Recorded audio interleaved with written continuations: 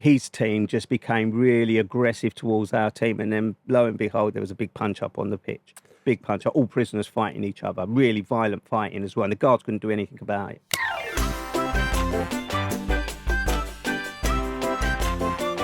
When you were on before, you talked a lot about, obviously, the stresses of prison. But are there fun times in there? I'm not suggesting it's a great laugh all the time, but are there moments that are entertaining and enjoyable? For me, it was football. I was in such a dark place for 12 years. You know, I was bitter, I was angry, I was twisted, I was fighting the regime, I was fighting the system. So my time was very different from the guilty man who had to accept their fate. You know, they had to come to terms with the murder they committed or the crime that they committed. They had to come to terms with it. And so to do that, they had to jump through the hoops. I did it very differently. I was anti-prison, so I fought at every opportunity. So the only thing that worked for me was sport. And playing football where I could in some of the establishments was the only great escape for me. Right. You know, captaining the football team, having teams coming from outside to play against them was the kind of get out for me. And it is hard for me to admit now, or at any time, that there was a jolly time in prison. There were moments where I could escape the reality, playing football, as I say, going to the gym, having visits. But for the most part, no, it was a dark, dark period in my life. My dad played for the prison football team as well, and I haven't asked him enough questions, and I probably should. But first of all, you're a bit of a baller. I was a central midfield maestro. I was the captain, right? And I was a kind of a mix between Ince and Skulls. Come on. And I'm not just saying, I know that's a tool. So I was a hard tackling little fucker, yeah. You know, but I was also a spreader of the ball. You know, I could spread the ball around the pitch, and I still can. You know, I played football about 6 months ago in LA, and you know, I run onto a football pitch with all these like 25, 30-year-olds, and I stood in more or less the centre circle, just received the ball and spreaded it around, and they were all in kind of awe. I only lasted about 10 minutes. I can't do it anymore. Then I thought I better stop before I. But yeah, I was, and I loved football, and it was a great escape. You know, the interesting thing is the last team I played for in Kingston Prison, which is closed now, so it was Kingston Prison in Portsmouth, and we were the only football team in the country that played in a league. So we had blue football goals. So we had to get permission from the Football Association to paint the goals blue because the back wall was white. And if you were trying to score a goal, you couldn't see the fucking post. So we were the only football team in the country that were allowed to have blue goal posts. And I used to captain that team. Now, teams would come in from outside to play against us in this league. Yeah. And they, at first, would be intimidated because everybody in that prison, everybody in that team was serving a life sentence. Everybody was in for murder. So it was a team made up of murderers. A guy wrote a book about us, and he called it Manslaughter United. Oh, do you know what? You've got to keep that's a fucking good name. That's such a good name. So you're saying people were scared. So you're not playing against other prisons then? That's how I thought it went. No. We used to. No, you don't play against other prisons. In prisons where they don't have a league, you would play against other prisoners, and that would be a violent game of football. Guys have tried to break my legs because they didn't like me, or they thought, you know, I was quick with the ball, really quick.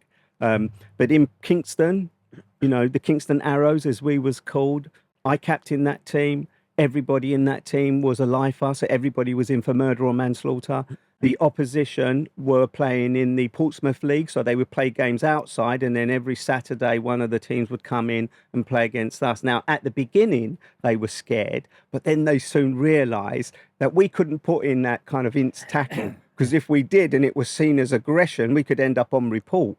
So they took advantage of that. Once they, like a couple of seasons in, when they realised, you know, these guys are not kind of tackling us in the way that they would each other, they started to cotton on to the fact that it was because if you put in a hard tackle or something erupted during a tackle where you got a bit aggressive towards the outside person, you could end up on report, be banned from the football team, or even have time added onto your sentence. Not that you can when you're a lifer, but yeah, no, it was really tricky. How do you get picked for the prison football team? Do you have trials? Do they just know who's the best? Do you have to go around calling yourself Skulls and Ints? I was transferred. I'm going to give you this little line. Right? I was in Maidstone Prison, and we talked about this in the previous episode where I was with Reggie Cray. And because of my football ability, a lot of the guys who left Maidstone to go to Kingston Prison and realised that they had this football team put a lot of pressure on the authorities to have me transferred from Big money signing. Maidstone Prison to Kingston. I mean, I'm sort of paraphrasing and exaggerating it a little bit. It took a lot of work because Kingston was a privileged prison, although it was all life, as everybody there was serving a life sentence.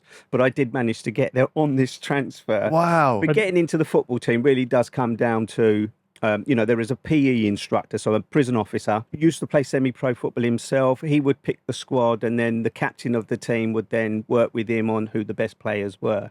And that's what he and I did for 2 seasons.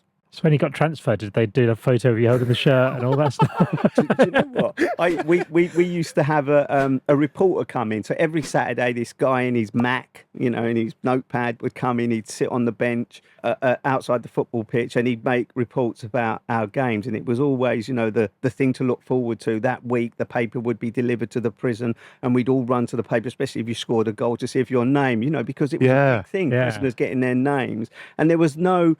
When I talk about escape, there was no, murderer scored, winning goal, Kingston Arrows or Manslaughter United knocked out of the cup. It was none of that. It was just pure football reporting, and it was nice to see that because everybody had been called a murderer. Everybody was in there for, a bad offence, apart from me, of course.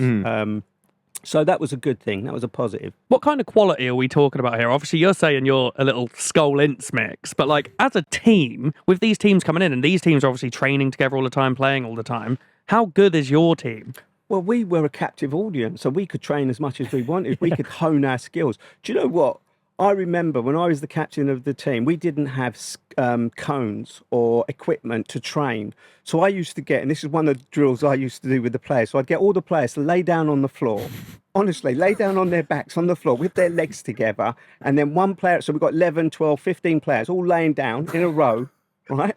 And then the one player would stand at the end and jump from the legs. That was part of the drill, and they do that 10 Are they times. your ladders? That was our ladders. That was our ladders. And so we had no equipment really. We had a few bibs, but they were odd coloured and whatever. So our ability to train was limited. Prison didn't really invest in that. So we had to make do with what we could do, and that was our physical body. But I think we were quite a good team. I mean, I think we never won the league, but we came runners up, and there were some good teams. This is, I'd say, almost as close as semi-pro football. It was. Wow. There were some fantastic footballers. You mentioned, Jack, that your old man played when he was in prison, and I don't know how good he was, but you imagine, some guys have the ability and the skills. Maybe they could have become a footballer when they were outside, but they went down a different path. And ended up in prison, but they continued to play football. I mean, we know of pro footballers who have ended up in prison. I'm sure they had a kick about, so we would have drafted them into the team. That was going to be my next question. If a pro footballer goes in, are they straight in the team, or do they still have to trial? Well, really, that depends on what their contract is with their club, because if they end up breaking their leg or something, but no, they wouldn't trial, would they? They'd get straight into the team. But there is a lot of politics in prison football. Is there? Yeah. Yeah. I when I was in this Kingston Arrows, I had my cousin's team come in again, and a couple of guys who weren't really good footballers, but they wanted to play football because it was a great escape, and they wanted to take part in this exhibition match. They got left out, and they kind of fell out with me over it. That kind of situation that can turn into quite a violent situation. So not every player gets put into the team, and we only put players in the team that were good, at least in my time. Absolutely fascinated by this chat. I've never heard of someone who's been there. I'm going to send you. I've got some cut-ins, right? Especially where I scored a hat trick. I've got some cut-ins where not just man of the match, but scored an hat trick. I'm going to send it to you just to clarify this point that I had the ability. It's weird because on Twitter you see people all the time. Whenever a professional footballer does end up in prison, you do see these jokes going, "Oh, he's going to sign for Prison FC" and stuff, but you don't realise how serious it actually is in there. Yeah, there is actually. We have, just to add, in somewhere like Gartree. So Gartree is a maximum security prison. A lot of the guys in there are on the dispersal. So we're talking about, IRA convicted murderers, all sorts of really serious gangsters and whatnot. And we used to have inter-wing football. So you'd have wing A, B, C, and D. And then every week, A would play B, B would play D. So there was this inter-wing. And they were really violent football matches. They were really brutal, really good players. And I honestly say that the football quality quality, at least my quality of football for my standard and their standard was really good. It wasn't like guys running around not knowing what they're doing and they didn't have the ability, they were falling over their left foot. No, it was really good because you couldn't get in the team unless you could, because you'd get ribbed, you'd get a lot of stick from those that could play football. So the standard was really good, but those games, the inter-wing football matches, were fucking dangerous. What was the most dangerous thing you've seen in a prison football game? A big fight between two wings. So we were playing, A was D in Gartree Prison, and one of the guys, I'm not going to mention his name, but he was a convicted IRA terrorist, and he was a bit of a troublemaker. And I remember in one of the games we were 2-0 up, and I won't forget it because we were 2-0 up because I scored both the goals. Have you guys noticed that he's quite good? And he was furious. He tried to break my legs on a couple of occasions, really came in, high tackles, but didn't succeed. And he just turned the game into, his team just became really aggressive towards our team. And then lo and behold, there was a big punch up on the pitch. Big punch up, all prisoners fighting each other, really violent fighting as well. And the guards couldn't do anything about it. Like I said, when you're playing against an outside team, you know, if you put in a hard tackle or retaliate or become aggressive, and it's the same when we're training or when we were playing against each other, you know, one step out of line, not only will you be dropped from the team, and that's a huge thing because every Saturday now you'd be sitting watching rather than playing, and it's, as I say, such a great escape was for me. So people have to be really careful, but of course you get verbal abuse, and it's just one short step of a punch up. And I've had a couple of punch ups from guys and been involved in a couple of punch up with my teammates, you know, who envy or, you know, they expect, you know, and there's also a lot of pent up frustration with these guys. They come out, try and take it out on the football pitch and end up trying to take it out on you, and you get involved in a little punch up. Have you seen Mean Machine? No. Have you? Yeah, the movie. With Vinnie Jones? Yes, long time ago though. Yeah, that got me. I was going to say that got me into prison football. I'm not a big fan of it. So a big prison football fan. Got the jersey.